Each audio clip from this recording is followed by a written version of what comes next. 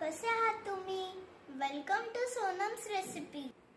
माझ्या मम्माच्या रेसिपीज मध्ये स्वागत आहे. चला तर मग पाहूया आज माझी मम्मी काय बनवणार आहे.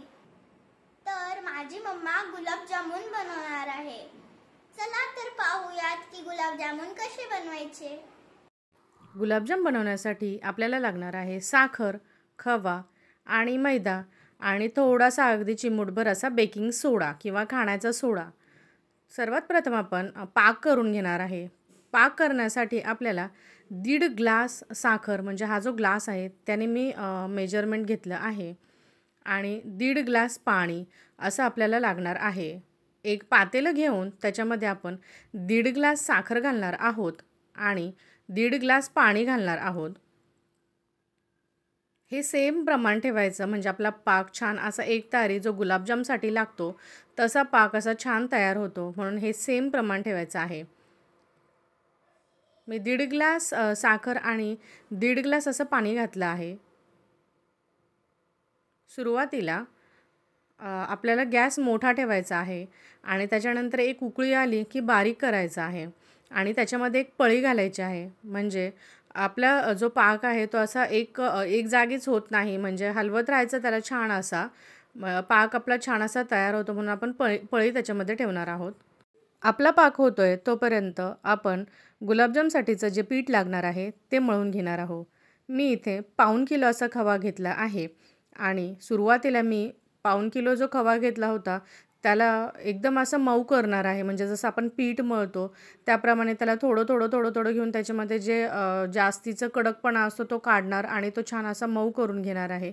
म्हणजे आपले गुलाबजाम जे खाताना आहे ते मध्ये असं दातामध्ये लागणार नाही आपल्या.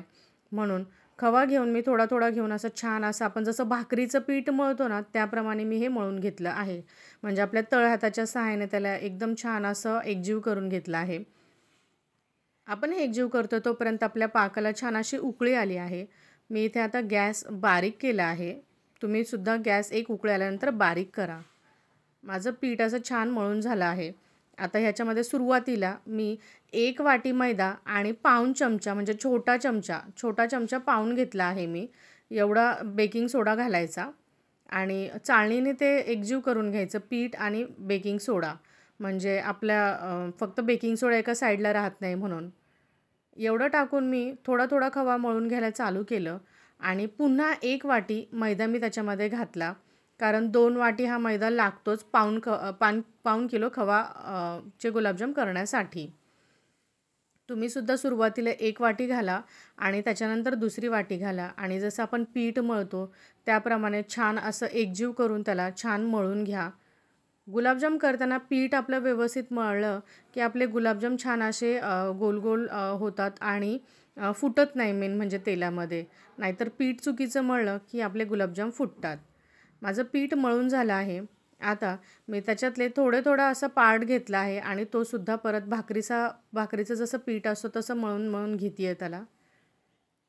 तुम्हीसुद्धा ह्या प्रकारे मळूनच घ्या कारण गुलाबजाम छान होतात आणि आपले मेन म्हणजे तेलामध्ये अजिबात फुटत नाही. माझं पीठ मळून झालं आहे. मी त्याचे आता छोटे असे गोळे करते आहे.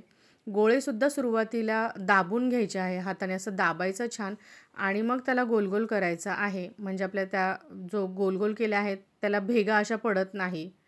हे बघू शकता तुम्ही. माझा खवा नगरचा आहे त्याच्यामुळं खूप असं छान तुपासारखं असं त्याला फ्लेवर आलेला आहे. आपला पाकसुद्धा होतच आलेला आहे. मी गॅस बारीक करून ठेवला होता. पाक बघायचा, एक तारी पाक करायचा. पूर्ण घट्ट पण नाही होऊ द्यायचा. प्लेटमध्ये काढायचा. तो जर आपल्या बोटाला चिकटला तर समजायचं झाला आहे. तेल सुरुवातीला मी छान मोठा गॅस करून गरम करून घेतलं होतं आणि त्याच्यानंतर जेव्हा मी गुलाबजाम सोडणार तेव्हा तो पूर्ण बारीक हवा आहे. पूर्ण बारीक गॅसवरच आपल्याला गुलाबजाम तळून घ्यायचे आहे. सुरुवातीला एक गुलाबजाम टाकून बघायचा. एक गोळा जो आहे तो टाकून बघायचा आणि त्याला छान असं तेलामध्ये फ्राय करायचं आहे. जर तो फुटला नाही तर आपलं प्रमाण बरोबर झालं आहे मैद्याचं. हे बघू शकता तुम्ही. आणि गुलाबजामला डायरेक्ट नाही झाऱ्याच्या सहाय्याने फिरवायचं. बाजूबाजूचं ते जे तेल आहे ना त्याला गोल फिरवायचं म्हणजे गुलाबजाम आपला बरोबर फ्राय होतो. नाजूक असतो गुलाबजाम, त्याला थोडा जरी धक्का लागला तरी तो फुटणार. त्याच्यामुळे बाजूबाजूचं जे तेल आहे ते गोल गोल फिरवलं की आपला गुलाबजाम छान असा गोल गोल फिरला जातो आणि फ्राय होतो. हे बघा तुम्ही, आपला गुलाबजाम छान असा तळला गेला आहे.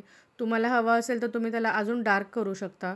मी असा रेडिश कलरमध्येच ठेवला आहे, कारण पाकात टाकल्यानंतर छान असा ब्राऊन कलरचा दिसतो म्हणून.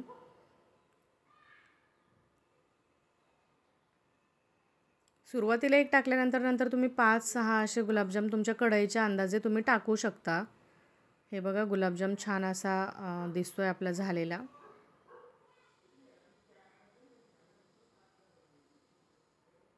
आता मी बाकीचे सगळे जे गोळे आहेत ते थोडे थोडे थोडे थोडे करून टाकते, म्हणजे एक 6, 7, 8 असे टाकते मी.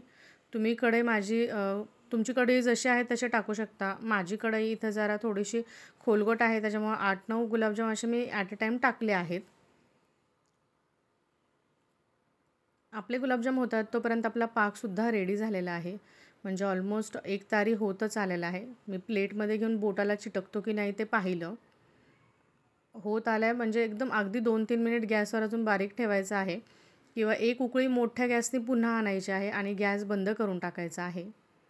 हे बघा, पाक माझा झालेला आहे.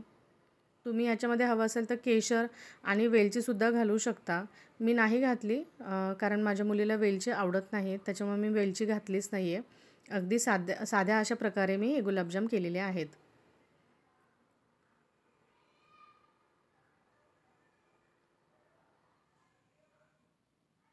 हे बघा, आपला पाक पूर्ण रेडी झाला आहे. पाक पूर्ण थंड होऊ द्यायचा आणि आपण जे गुलाबजाम तळले आहेत ते सुद्धा थंड होऊ द्यायचे, मगच पाकात घालायचे आहेत. हे बघा, छान असे गोळे तयार झाले आहे आणि माझा पाकसुद्धा थंड झालेला आहे. मी त्याच्यामध्ये हे छान गोळे असे टाकले आणि डायरेक्टच काढले, कारण तसेसुद्धा छान लागतात, म्हणजे पाकामध्ये अगदी 2 मिनिट ठेवून खाल्ले तरी पण छान लागतात. तुम्हीसुद्धा एक दिवस पाकामध्ये ठेवून नंतर खाऊ शकता. वाणी, गुलाबजाम रेडी आहेत. कसे झाले आहे सांग? दिसायला तर खूप सुंदर दिसत आहेत. खाऊन बघूया.